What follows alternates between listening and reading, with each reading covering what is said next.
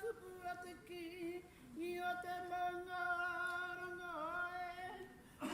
Kia mai ki te whakapona te ture me te aroha.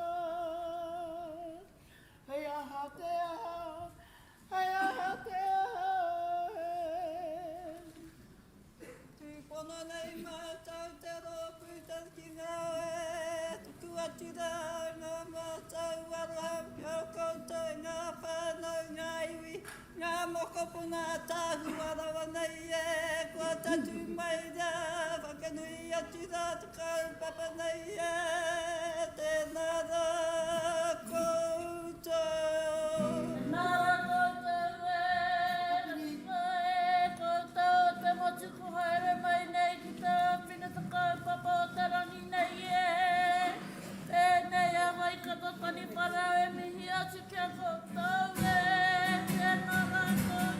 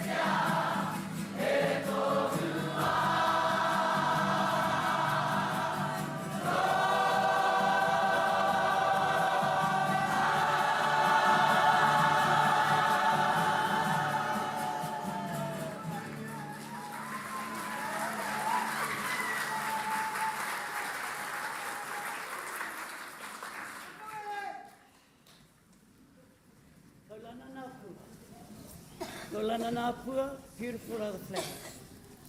Words were written by Alan. Ke koa o hi Waikalani wrote Prendergast. Tommy Taurima ngā Tikahunu became the first New Zealander to receive a Polynesian Cultural Centre Lifetime Award for services to the performing arts. Tommy was presented with the Len Pulama Aloha Living Treasure Award at the Polynesian Cultural Centre. The song Kōtiro Māori was written by Tommy. He used the tune Kolana Nāpua, Beautiful Are the Flowers, to accompany the lyrics. Kōtiro Māori is kahunu, likewise e pārira. Koroki, the big hurt, is waihirere, likewise just a closer walk with thee, is te hoko whituatu. Iwi are recognised by their waiata, which became national anthems. Charles Tauhou Pumi Taituha of Rerahu, Ngā Puhi, composed the song Rera Ngā Wairua in 1979. The tune Kaulana Ngā Pua became a favourite of Waikato. It was at Otiria Marae at Moirewa, where Pumi was besieged by us, being Taniwharau, during that time, the younger versions. And it came to pass that we forced them to write words to Kōtiro Māori. We couldn't take that song, so we had to write our own. He wrote the song under the tōtara tree in the company of our nannies Tiamana and Rangituri. Tainui had gone to Ngā Puhi in that year because Te Ariki Nui was invited to speak at the Waitangi Day commemoration. She, however, passed the role over to Sir Hepi Te Huhu. She said to him, "Mau hei kōrero, ki te kāwana māku ngā waiata." So on Te Ariki Nui's call, Taniwharau TPM, Te Pauamanga Tāwhiri, Maniapoto had formed a 100-strong kapa to do the waiata kinaki for Sir Hepi Te Huhu, who was also knighted the same year. Rera ngā wairua is a waiata used by Waikato when they whakaeke o te Ngā Puhi marae, or when Ngā Puhi comes to Waikato. Sadly, songs, when it becomes popular, we all want to own it. And so we tahai it. All right? The good thing about it is we're relatives, so we can forgive those who tahai our song. It's pretty annoying when you write a composition and you know it's yours, and then the whānau goes and patent it, and they say it's theirs. Okay, all right. Anyway, this song is Te Rere Ngā Wairua, the original tune, Kōtiro Māori, Kaulana Ngā Pua, by Waikato Taniwharau.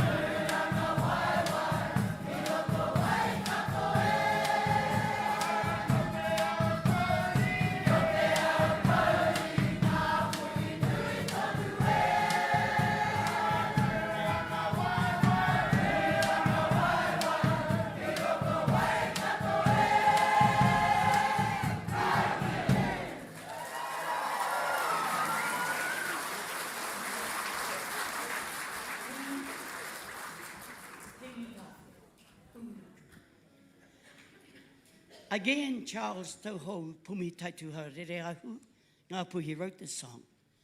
He wrote it in front of a meeting house back at Turangawawa during the Kaumātua Waiata Mō Tētē practice. The words acknowledges the teachings and the legacy of the second Māori king, King Tawhiao. His rule was one of the most tumultuous rules of all ariki in the kingitanga. It was a period where the colonial governments breached Tawhiao's trust. In order to take land and control Waikato Māori, the governors, George Grey, schemed and branded Waikato as rebels, which gave the British a reason to wage war against Waikato for the purpose of stealing its land. The British killed our tupuna. They seized 1.2 million acres of land, and thereafter, 1864, created a policy to warrant the legal theft of land. That document was the 1863 Settlements Act. The words of inspiration are instilled in this waiata. Kingi Tawhiao e koro. Maranga maira anga maira.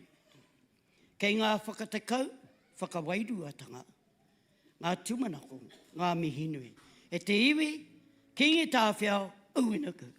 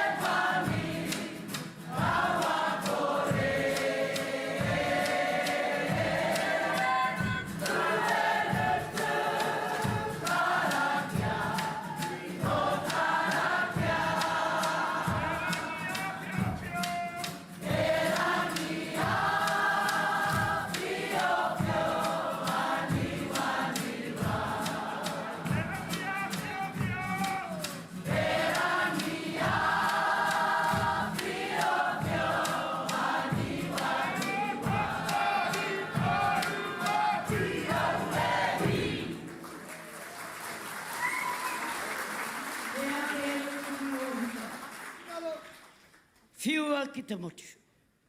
Te ake rautangi o Hikairo Kawhia went to Australia in search of whānau. In a conversation with another, he returned with the idea of creating one leader for Māoridom. He shared his thoughts to Ngāti Hikairo Kaumātua, who strongly recommended that the suggestion be taken to its paramount chief, Pōtatau Te Wherewhero. The ariki, upon hearing the kōrero, he directed that the idea be put to the motu. Whiu atu ki te motu. Many warrior leaders, stately men like Hongihika of the North, Pirikāwau of Ātiawa Taranaki, Tāmihana Te Rauparaha of Ngāti Toa, had considered themselves ideal for the role. Martine Te Whiwhi o Raukawa decided he would champion this role of driver behind a kaupapa of seeking the ideal candidate to become king. He reached out to Whanganui, to Te Arawa, Ngāti Parau, Kahungunu, to Wharetoa, Ngāti Toa Rangatira, and even Waikato, of all whom declined the offer. Iwiko Te Heuheu III had already approached Waikato, Kaumātu, to suggest that Pōtatau Te Wherewhero consider the position. A criteria was established to eliminate chaos and disorder. However, all probable candidates effectively chose not to consider the position. In 1856, a hui was held at Pukawa on the western lake shore of Taupo. It was there that the preference of an individual being Pōtatau be supported. 1,800 chiefs attended the hui, which they formed a binding agreement that Pōtatau Te Wherewhero of Waikato was to be chosen as king. It was at this hui that Pōtatau Te Wherewhero's region was described by Iwiko Te Heuheu Tūkino III as Waikato Taniwharau he piko he taniwha. The statement was followed up with the hinana ki uta, hinana ki tai. Tirohia te wāhi noho ai ngā taniwha, tirohia te wāhi noho ai ngā rangatira. Ka ki ai te kōrero, ko Pōtatau Te Wherewhero te tangata, ko taupiri te maunga, ko Waikato te awa, Waikato Taniwharau, Waikato horopaunamu, he piko he taniwha. Anei whiua ki te motu.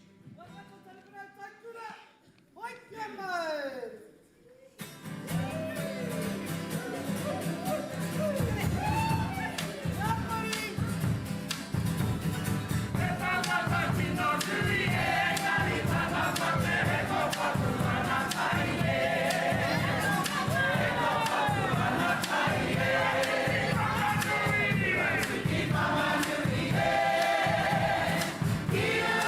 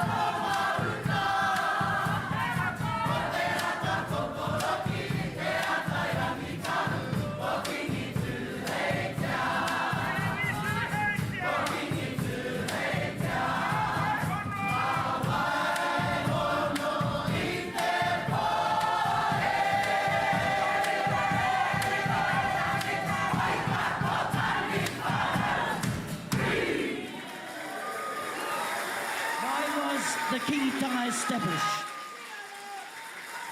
The kingitanga was established to stop the alienation of the sale of remaining lands, to stop intertribal warfare, to hold fast to the tino rangatiratanga, the mana motu hake of the kingitanga. It was at the hui at Pukawa, ko tahi te whakatau o ngā rangatira, ko pōta tau te whero hei kingi mo te iwi Māori. Rā te heiata tākina ki te ripa te tara ki tauwhara. Ngā mihi pua mihia, ngā kupu pūrākau, ngā tangi kōrero hei tauira. Ka whakapapa paunamu te moana nui, e kui e koro mā, haere haere rā. This song is a tribute to our tupuna and to our whānau, our loved ones who have passed over the veil. Rātou kua whetūrangi tia. Tēnei. A ngā mihi kua mihia, ngā tangi kua tangihia, ngā polopolo aki e te motu. Tomo kia tō tātou whare Taikura, kia kākahuria tahi tātou e takahu o te rau aroha. Nei rā, tō tātou makau ariki, te whakakanuhitanga mai, tō tātou kingitu hei te pōtatau, te whero te tuawhitu. Koutou, kei ngā mate huhua o te motu ka tangi ake. Ka mihi ake Taikura ki uta, Taikura ki tai. Hoki atu rā koutou e ngā taonga. Hoki tahi atu rā koutou e ngā tūpuna. Hoki atu rā ki ngō urunga tau. Hoki atu rā ki ngō tapuai parekura. Te ariki nui, kuini ngā waihono i te pō nei rā. Waikato Taniwharau Taikura e mihi kauana tēnā koutou. Tēnā koutou, tēnā rā tātou katoa. Ngā mihi kua mihia.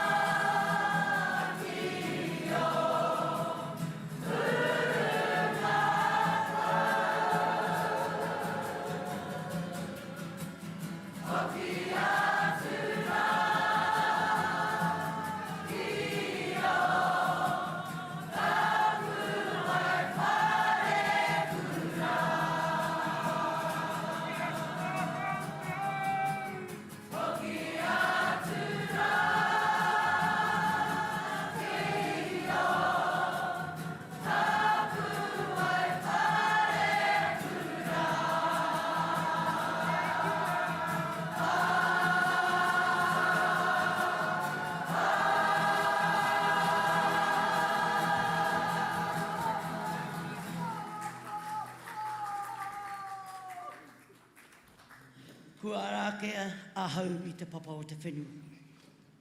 Kua ki te ahau I ngā whetū e tū takitahi ana. Ko matariki te kai rūri o te tau ko atu tahi kei te taumata o Mangaoro. Te pue kiri hai hai herangi. Granddaughter of the second Māori king, King Tawhia, was born on the 9th of November 1883. Her name translates to Ka puea au ki te ao. King Tawhia, born in 1825, reigned as the kingitanga ariki from 1860 to 1894. In her late years, she sat and composed the song E Nohoana Rā, to the tune of La Paloma, made popular by the Billy Vaughan Orchestra. It was a favourite of King Koraki.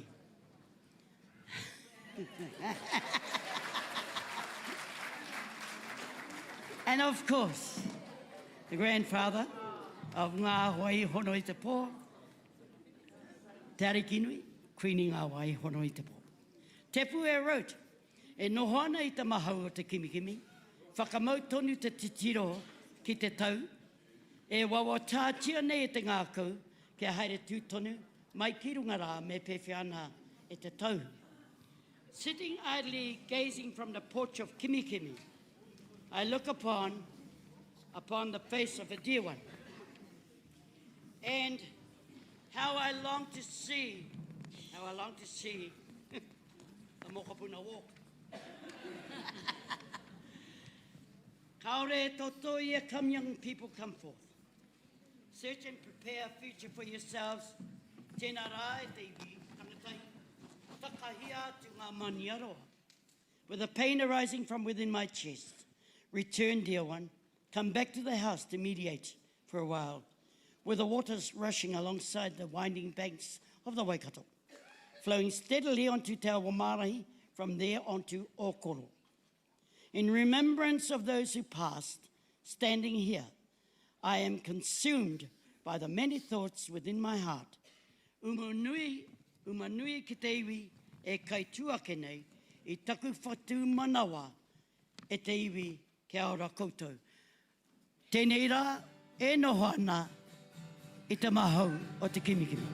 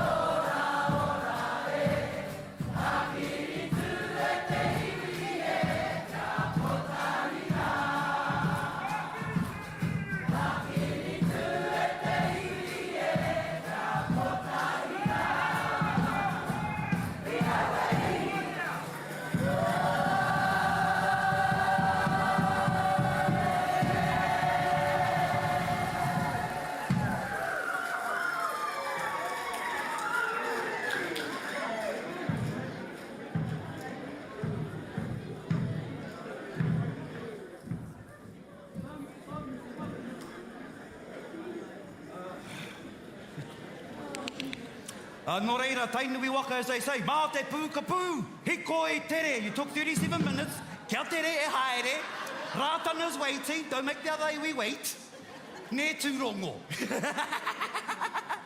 Engari e tiwi, did you enjoy that? I enjoyed that, ho mai te pake pake. Waikato Taniwharau Taikura. And wasn't it wonderful to see our patron? See, I told you, I'm not a liar. She still got it. Front and centre, straight on stage. And you know, e tiwi, when you have lost a great leader like we have in Tainui and our kingitanga, like Kingi Tuheitia, moments like this in our Waikato Taniwharau Taikura has actually brought us more together and has helped us mourn together in the loss of our king. Nō reira, kia ku whānau, kia ku uri, o roto Tainui waka, tēnā rawa atu koutou i te kawe mai tō tātou kiengi. Ngā mihi nui kia koutou.